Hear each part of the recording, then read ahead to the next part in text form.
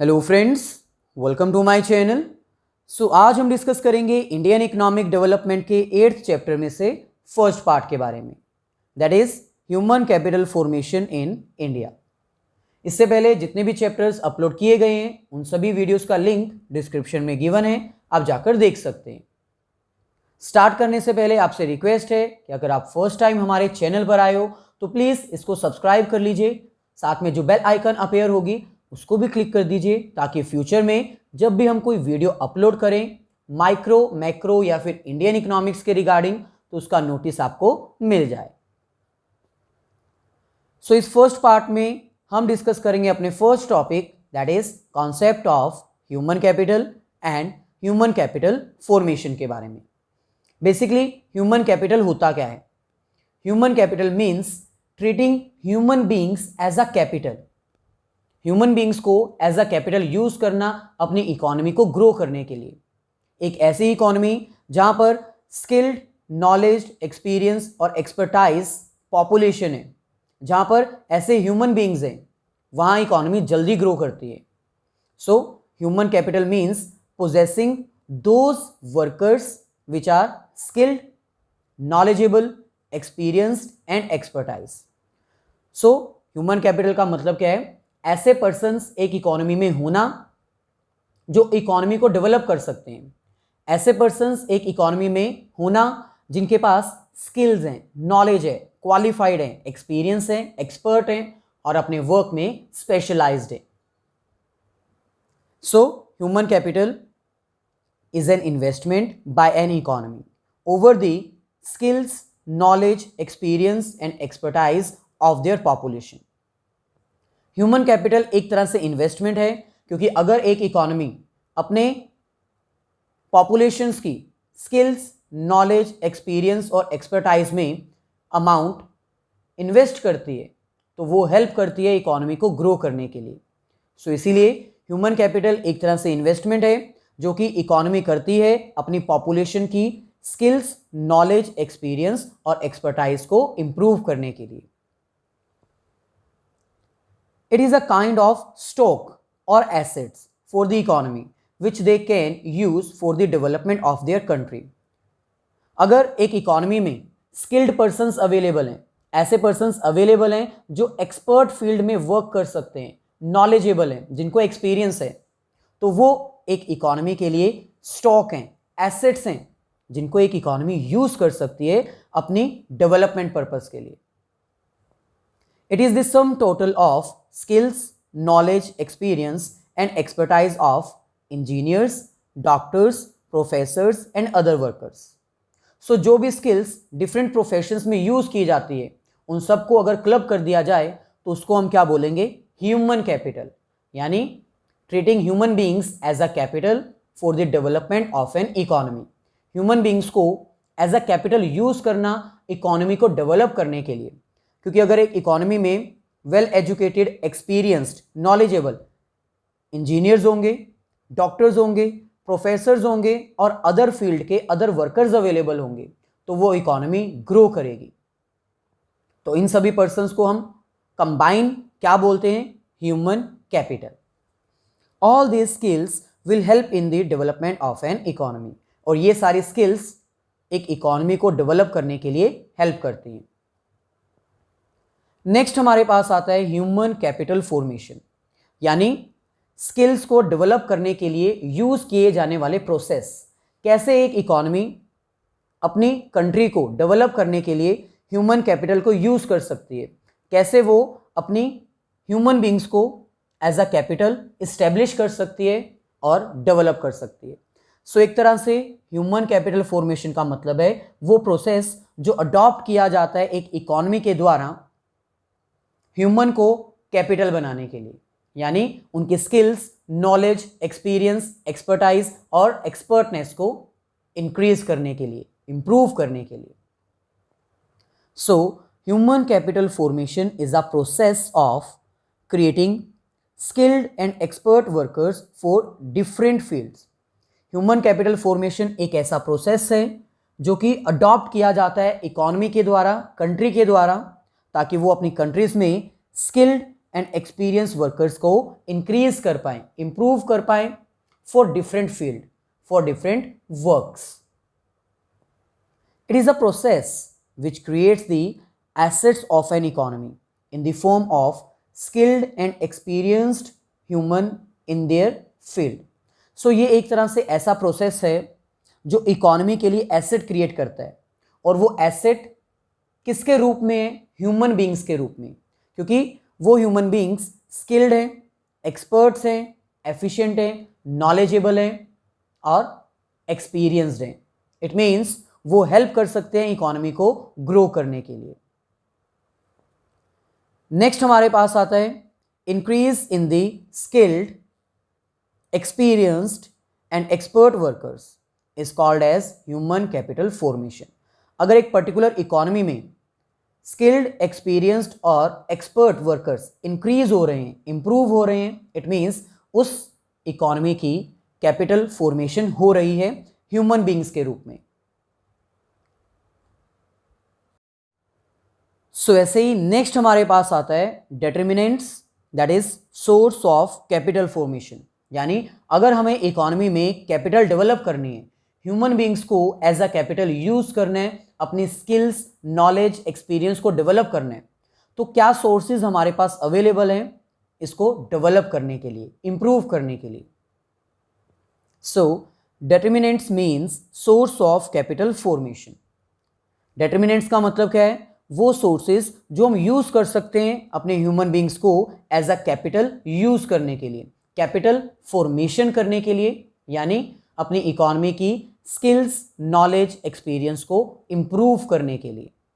It is the way of adding skilled and experienced workers. ये एक ऐसा रास्ता है जिसकी हेल्प से हम अपनी इकोनॉमी में स्किल्ड और एक्सपर्टाइज वर्कर्स को इंक्रीज कर सकते हैं, इंप्रूव कर सकते हैं. So, following are the major sources of capital formation by adding skilled and expert workers. So, ये हमारे पास कुछ sources हैं जिसकी हेल्प से हम अपनी इकोनॉमी में skilled and expert workers को improve कर सकते हैं, उनका नंबर इंक्रीज कर सकते हैं. फर्स्ट हमारे पास आता है एक्सपेंडिचर ऑन एजुकेशन. यानी हमें एजुकेशन के ऊपर एक्सपेंडिचर्स करने चाहिए, क्योंकि एजुकेशन एक बेस है जो नॉलेज प्रोवाइड करता है, और उस नॉलेज को यूज करके वर्कर्स, एम्प्लॉयज को स्किल्ड, एक्सपर्ट और परफेक्ट बनाया जा सकता है. तो ये सबसे इंपॉर्टेंट सोर्स है. सबसे पहले एक इकोनॉमी को अपनी एजुकेशन सेक्टर को इंप्रूव करना चाहिए, उसमें एक्सपेंडिचर्स ज़्यादा करने चाहिए, क्योंकि ये उनके लिए एक्सपेंडिचर नहीं है, ये उनके लिए इन्वेस्टमेंट है. उनको एजुकेशन के ऊपर इन्वेस्टमेंट करना चाहिए ताकि वेल एजुकेटेड पर्सन्स फील्ड में आएँ, वर्क करें, स्किल्स यूज करें और इकोनॉमी को डेवलप कर पाएं. सो यहां पर हमें कह रहे हैं expenditure on education is one of the basic source of capital formation. Capital formation के लिए एजुकेशन के ऊपर एक्सपेंडिचर करना सबसे इंपॉर्टेंट सोर्स है, सबसे बेसिक सोर्स है. Education help in increasing the knowledge base, क्योंकि एजुकेशन हेल्प करती है नॉलेज बेस को इंक्रीज करने के लिए, बेसिक नॉलेज इंप्रूव करने के लिए. Hence it is very important source of capital formation. So क्योंकि एजुकेशन हेल्प करती है बेसिक नॉलेज को इंप्रूव करने के लिए, इसीलिए ये सबसे इंपॉर्टेंट सोर्स है कैपिटल फॉर्मेशन का. Most of the families are interested to increase expenses to provide quality education. और एजुकेशन के ऊपर एक्सपेंडिचर करने के लिए कोई हेजिटेट नहीं होता, कोई मना नहीं करता. सारी फैमिलीज यही चाहती हैं कि उनके जो चिल्ड्रंस हैं वो ज़्यादा से ज़्यादा बढ़िया क्वालिटी की एजुकेशन प्रोवाइड कर सकें, उनको मिल सके. So education helps them to improve their quality of life. वो एजुकेशन क्यों प्रोवाइड करना चाहते हैं? क्योंकि उनको पता है कि फ्यूचर में एजुकेशन उनके लिए हेल्पफुल होगी, इकोनॉमी को तो इम्प्रूव करेगी ही, साथ में उनकी पर्सनल लाइफ को भी इम्प्रूव करेगी. सो इसीलिए ज़्यादातर फैमिलीज एजुकेशन के ऊपर एक्सपेंडिचर करने को रेडी हो जाते हैं. नेक्स्ट हमारे पास आता है expenditure on health. Health facility के ऊपर भी हमें एक्सपेंडिचर्स करने चाहिए, हॉस्पिटल्स डेवलप करने चाहिए, नंबर ऑफ डॉक्टर्स इंक्रीज करने चाहिए. इसके रिगार्डिंग भी हमें एजुकेशन प्रोवाइड करनी चाहिए, क्योंकि अगर एजुकेशन प्रोवाइड की जाएगी, डॉक्टर्स डेवलप किए जाएंगे, हॉस्पिटल्स डेवलप किए जाएंगे, तो नंबर ऑफ जो पेशेंट्स हैं वो डिक्रीज होंगे, जो वर्कर्स हैं वो एफिशिएंटली वर्क कर पाएंगे। सो अगर यहाँ पर हेल्थ ट्रीटमेंट अच्छा हो जाएगा, हेल्थ इंप्रूव हो जाएगी, नंबर ऑफ हॉस्पिटल्स और डॉक्टर्स इंक्रीज हो जाएंगे, तो यहाँ पर कोई ऐसी प्रॉब्लम नहीं आएगी, कोई वर्कर इनएफिशिएंट वे में वर्क नहीं करेगा, सभी इंप्रूव्ड हैं, किसी भी वर्कर की हेल्थ को लेकर कोई प्रॉब्लम नहीं आएगी। सो अगर कोई प्रॉब्लम नहीं आएगी हेल्थ को लेकर तो सभी वर्कर्स इफेक्टिवली एफिशिएंटली वर्क कर पाएंगे, और जिसका डायरेक्ट बेनिफिट इकोनॉमी को होगा, क्योंकि इससे प्रोडक्टिविटी इंप्रूव की जा सकती है। सो expenditure on health means expenditure on hospitals, doctors and other facilities. Health के ऊपर एक्सपेंडिचर करना मीन्स ऐसी फैसिलिटीज प्रोवाइड करना जिससे नंबर ऑफ हॉस्पिटल्स इंक्रीज किए जा सकें, डॉक्टर्स इंक्रीज किए जा सकें और अदर फैसिलिटीज प्रोवाइड की जा सकें। Health is also one of the contributor toward the capital formation. अगर हेल्थ इंप्रूवमेंट होगी, हेल्थ फैसिलिटी अच्छी होगी, तो ये डायरेक्टली कैपिटल फॉर्मेशन में हेल्प करेगी, क्योंकि अगर वर्कर्स की हेल्थ इंप्रूव्ड है, वो अच्छे से वर्क कर रहे हैं, इट मीन्स वो स्किल्ड हैं, एक्सपीरियंस्ड हैं और वेल एजुकेटेड भी हैं, सो इट मीन्स वो कैपिटल को कंट्रीब्यूट करेंगे। It helps in improving productivity of an economy as healthy workers will going to be more efficient. अगर सभी वर्कर्स हेल्थी होंगे तो इससे डायरेक्टली वो एफिशिएंट हो जाएंगे, और अगर वो एफिशिएंट होंगे तो हमारी इकोनॉमी में प्रोडक्टिविटी इंक्रीज की जा सकती है। Hence it adds to the GDP of the economy. और अगर प्रोडक्टिविटी इंप्रूव होगी तो इससे डायरेक्टली हमारी जीडीपी भी इंप्रूव होगी। नेक्स्ट हमारे पास है ऑन द जॉब ट्रेनिंग।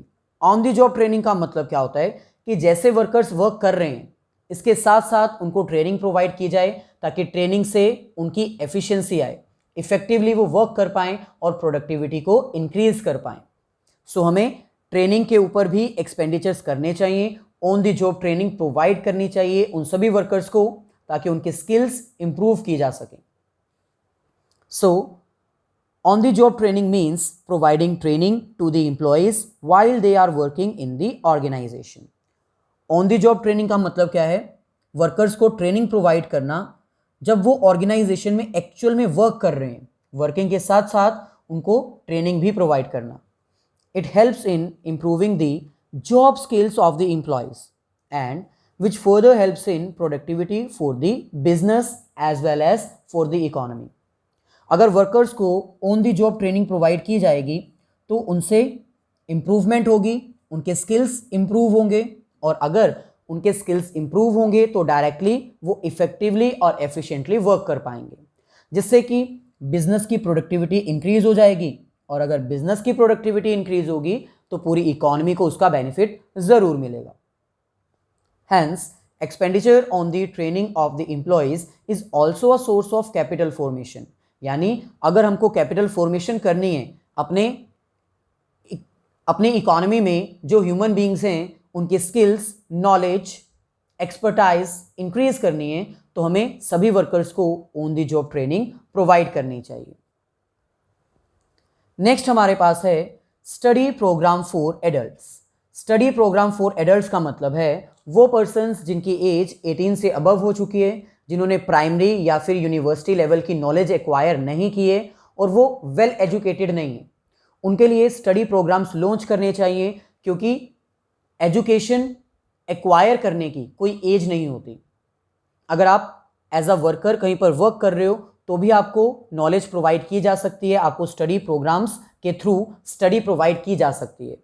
ये कुछ ऐसे प्रोग्राम्स होने चाहिए जो आपकी फील्ड में वर्क कर सकते हैं, जो आपकी जॉब में अप्लाई किए जा सकते हैं, ताकि आपकी जॉब स्किल्स इंक्रीज की जा सकें। सो ये भी एक मेजर सोर्स है कैपिटल को फॉर्म करने का, ताकि एम्प्लॉयज़ की स्किल्स को इम्प्रूव किया जा सके, उनकी स्किल्स को इम्प्रूव किया जा सके जो अनस्किल्ड वर्कर्स हैं, जो मैनुअल वर्क करते हैं, जिनके पास ज़्यादा एजुकेशन नहीं है। सो यहाँ पर हमें कह रहे हैं study programmes for adult means providing knowledge to adults regarding their job profile. जो उनकी जॉब प्रोफाइल है उसके रिगार्डिंग उनको नॉलेज प्रोवाइड करना, ताकि वो ऐसी नॉलेज को अपनी जॉब में अप्लाई कर सकें और स्किल्ड वर्कर्स की कैटेगरी में कन्वर्ट किए जा सकें। Primary, secondary and university level of education is important. Study programmes for adults, ये उनके लिए इंपॉर्टेंट है जिनको प्राइमरी, सेकेंडरी या फिर यूनिवर्सिटी लेवल तक की एजुकेशन नहीं मिलती। सो प्राइमरी, सेकेंडरी और यूनिवर्सिटी लेवल की एजुकेशन भी इंपॉर्टेंट है, लेकिन जो इनसे वंचित रह जाते हैं, जिनको ये नहीं मिल पाती, उनके लिए ऐसे प्रोग्राम्स लॉन्च किए जाने चाहिए जो कि उनकी नॉलेज बेस को इंक्रीज कर सकते हैं। But there is need to arrange some study programmes for the workers, for the adults, for their work. लेकिन इनके अलावा कुछ ऐसे प्रोग्राम्स ज़रूर लॉन्च किए जाने चाहिए ताकि एडल्ट वर्कर्स को भी उनके रिगार्डिंग नॉलेज प्रोवाइड की जा सके, which will help in improving their work and efficiency, जो कि उनको हेल्प करेगी उनकी एफिशिएंसी और वर्क को इम्प्रूव करने के लिए। सो ऐसे ही नेक्स्ट हमारे पास आता है माइग्रेशन। माइग्रेशन का मतलब क्या होता है? एक प्लेस से दूसरे प्लेस पर मूवमेंट करते रहना। कई बार कुछ वर्कर्स को एक पर्टिकुलर प्लेस में जॉब अपॉर्चुनिटीज़ नहीं मिल पाती, वो अपनी स्किल्स को यूज़ नहीं कर पाते। सो इन दैट केस उनको एक प्लेस से दूसरे प्लेस में मूव करते रहना चाहिए ताकि उनकी स्किल्स को यूज़ किया जा सके। वो एक ऐसे प्लेस पर पहुंच जाएं जहां पर उनकी स्किल्स की डिमांड है और उसको यूज़ करके इकोनॉमी को डेवलप किया जा सके। So migration is also a important source of capital formation. So यहाँ पर हमें कह रहे हैं migration means movement from one place to another. Migration का मतलब क्या होता है? एक प्लेस से दूसरे प्लेस की तरफ मूव करते रहना। Migration also contribute in the capital formation. अगर हम एक प्लेस से दूसरे प्लेस पर मूव करते रहते हैं तो उससे हमारी कैपिटल फॉर्मेशन होती है, because those persons who have skills migrate in search of the job.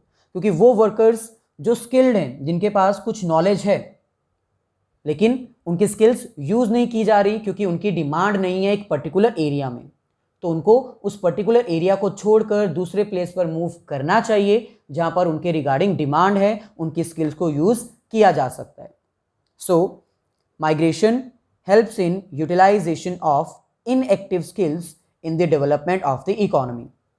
So migration से आप उस प्लेस पर पहुंच जाते हो, उस जॉब पर पहुंच जाते हो जहां पर आपकी इनएक्टिव स्किल्स को यूटिलाइज किया जा सकता है, जिसका डायरेक्ट इम्पैक्ट इकोनॉमी के डेवलपमेंट के ऊपर पड़ता है। No doubt migration involves cost. Migration में कोस्ट लगती है। कोस्ट ऑफ ट्रांसपोर्टेशन, एक प्लेस से दूसरे प्लेस पे जाने के लिए आपको कोस्ट बियर करनी होती है। Cost of living is different locality. Different locality में डिफरेंट कोस्ट आपकी होती है। अगर बढ़िया लोकेलिटी है, अर्बन एरिया है, तो कोस्ट ज़्यादा भी हो सकती है, और अगर रूरल एरिया है तो कोस्ट कम हो सकती है। But still people migrate in search of better job as the benefits are more than the cost. लेकिन फिर भी जो स्किल्ड वर्कर्स होते हैं, मैनुअल वर्कर्स होते हैं, वो एक प्लेस से दूसरे प्लेस मूव करते रहते हैं क्योंकि उनका बेनिफिट ज़्यादा होता है और कोस्ट कम होती है। So migration is also a important source of capital formation. Last हमारे पास आता है एक्सपेंडिचर ऑन इंफॉर्मेशन। स्टार्ट करने से पहले आपसे रिक्वेस्ट है कि अगर अब तक आपने लाइक नहीं किया है तो प्लीज़ एक लाइक तो बनता है, और अपने सभी फ्रेंड्स के साथ ज़रूर शेयर करना अगर आपको वीडियो अच्छी लगी है। सो एक्सपेंडिचर ऑन इंफॉर्मेशन का मतलब है कि आपको इंफॉर्मेशन सप्लाई करने के ऊपर भी एक्सपेंडिचर करने चाहिए। इंफॉर्मेशन उन सभी वर्कर्स तक पहुंचाने चाहिए जिनको इंफॉर्मेशन नहीं है regarding the educational institutes, training institutes, specialized skills and job market. यानी अगर कोई वर्कर जिसके पास स्किल्स हैं लेकिन वो अनयूटिलाइज्ड हैं तो उनकी तरफ ऐसी इंफॉर्मेशन सप्लाई करनी चाहिए कि उनको पता चल पाए कि एक एजुकेशनल इंस्टीट्यूट है जो उनकी एजुकेशन को इम्प्रूव कर सकता है, नॉलेज बेस दे सकता है। उनको इन्फॉर्मेशन देनी चाहिए कि कुछ ट्रेनिंग इंस्टीट्यूट्स हैं जो आपको ट्रेनिंग प्रोवाइड करते हैं, आपको स्किल्ड कर देते हैं और आप फिर जॉब इजीली सर्च कर सकते हो। और आपको इन्फॉर्मेशन क्या मिलनी चाहिए? स्पेशलाइज्ड स्किल्स और जॉब मार्केट, ऐसी मार्केट्स जहां पर स्किल्ड वर्कर्स की रिक्वायरमेंट है, जहां पर आपकी नीड हो सकती है। सो अगर आपके पास इंफॉर्मेशन होगी तो उस इंफॉर्मेशन को एक इकोनॉमी यूज़ कर सकती है आप तक वो इन्फॉर्मेशन सप्लाई की जाएगी, आप जॉब के लिए अप्लाई करोगे, आपको स्किल्स के अकॉर्डिंग जॉब मिल जाएगी और इकोनॉमी में कैपिटल फॉर्मेशन होती रहेगी। सो आपको इन्फॉर्मेशन सप्लाई करने के ऊपर भी एक्सपेंडिचर्स करने चाहिए ताकि उन सभी वर्कर्स तक इन्फॉर्मेशन पहुंच पाए जिनकी स्किल्स को हम यूज कर सकते हैं। सो यहां पर हमें कह रहे हैं expenditure on information means spreading information regarding. Information के ऊपर एक्सपेंडिचर करना मतलब इंफॉर्मेशन सप्लाई करना किसके बारे में, रिगार्डिंग एजुकेशनल इंस्टीट्यूट और training institutes, specialized skills and job market. Through this information people will move to gain education and training. अगर उनको एजुकेशनल और ट्रेनिंग इंस्टीट्यूट के बारे में पता चलता है तो वो वर्कर्स उस एरिया की तरफ ज़रूर मूव करेंगे जहां पर उनको एजुकेशन और ट्रेनिंग दी जा रही है। Hence expenditure on information will help the contribution of capital formation.